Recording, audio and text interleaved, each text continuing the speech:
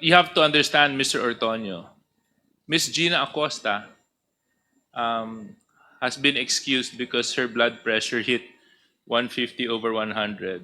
And I'm sure in her state of health, she wouldn't be able to carry 125 million pesos by herself. Join her, leave the hearing and assist my colleague in the Office of the Vice President. Okay, I'll join you in the next hearing. Thank you.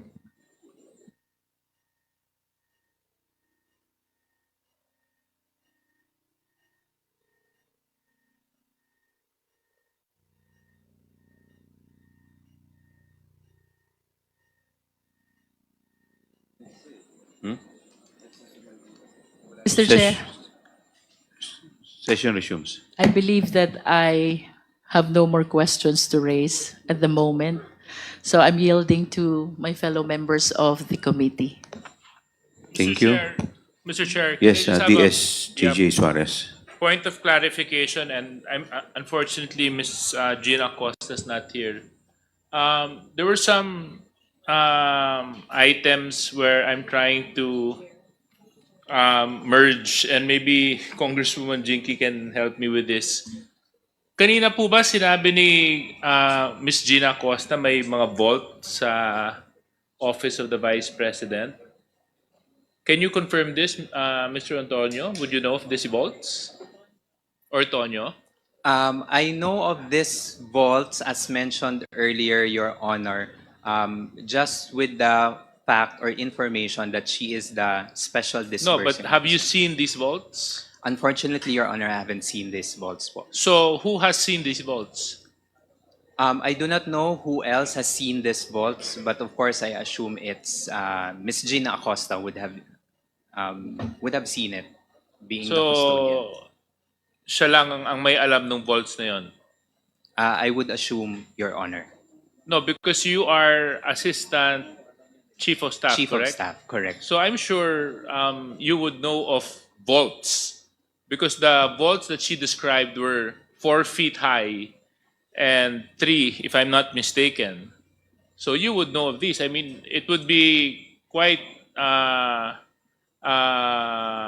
weird that an assistant chief of staff wouldn't know of vaults in the office. Yes. So can you confirm these vaults? Yes or no? Yes, I confirm the vaults, but I cannot confirm as to how many po. Okay, so you've seen these vaults. I have, as mentioned earlier, Your Honor, I haven't seen these. So how can you vaults po. confirm something that you have not seen? Based on the information that was shared to me po. By whom? Yeah. As mentioned po by Miss Gina, and So what you're saying is previous to Miss Gina saying that there were vaults, you didn't know that there were vaults?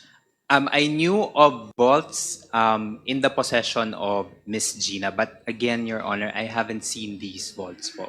So okay, because I'm trying to determine your knowledge of these vaults because in our previous hearings, Ms. Sanchez, tinanong po namin kayo tungkol sa mga vaults.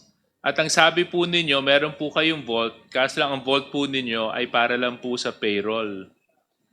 Petty cash. And expenses and petty cash expenses, correct? Attorney Sanchez? Attorney Sanchez, you are recognized. Yes, Mr. Chair, that is correct. Yes.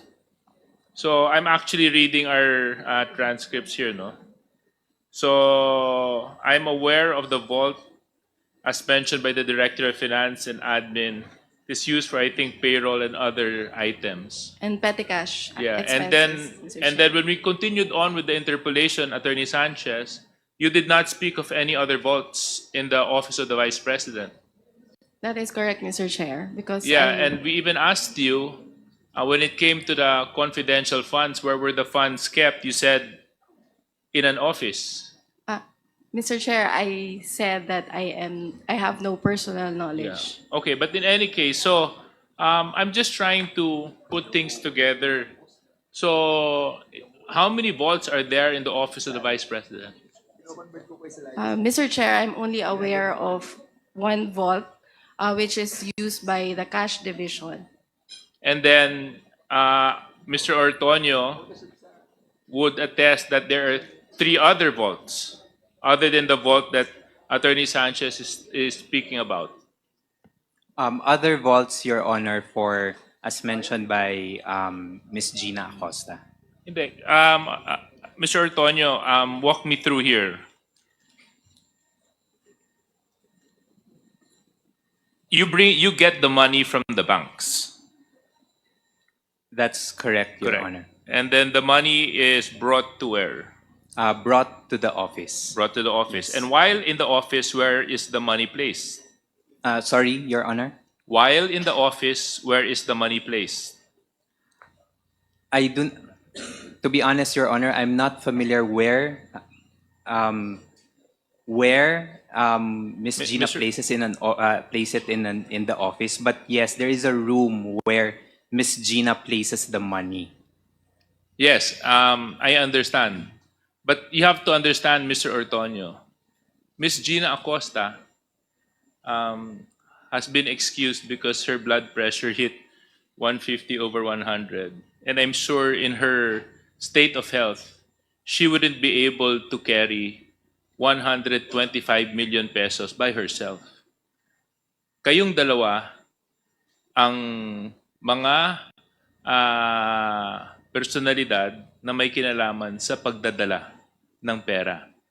So ang sinasabi mo ba sa akin, nung dinala na ang pera sa OVP, sa Office of the Vice President, hindi mo na alam kung saan to idinala? Yes, Your Honor. It's just Ms. Acosta together with two So now there are two V- 2 other people. two VPSPG guards on duty at that day who helped Ms. Acosta Carry the bring bags. to bring the money. Yes. So ang role mo hanggang sasakyan lang. Yes, that's correct, Your Honor. Okay. So who are these 2 VPSG? Can you identify them, please? I cannot remember anymore who those VPSPG on duty that day because they are on rotation. Yes, but I'm sure you would know their names. I mean, you're talking about 125 million here, Mr. Ortonio. I mean, if it was just like a mere envelope that was submitted to the office, I would understand. But something so delicate as 125 million, siguro po, iilan lang ang pwedeng pagkatiwalaan ng halagang ito. At napakahirap naman pong paniwalaan na sasabihin mo sa akin, hindi ko maalala yung 2 tao na yon. Sino po yung 2 tao na yon, Mr. Ortonio? Really, Your Honor, I could not remember because, again, the VPSPG that are on duty at the office regularly rotates po. So, are you trying to tell me, Mr. Ortonio, that this is the practice at the Office of the Vice President when you handle amounts amounting to 125 million pesos? Hindi nyo na po binibigyan ng masyadong pagpapahalaga at hindi nyo na po kinikilala yung mga taong dapat pagkatiwalaan upang siguraduhin na secure ang perang yon? Kasi kung hindi nyo po kilala, di parang nakakagulat po dahil malaking halaga po ito. At the very least, you should have certain protocols. I mean, from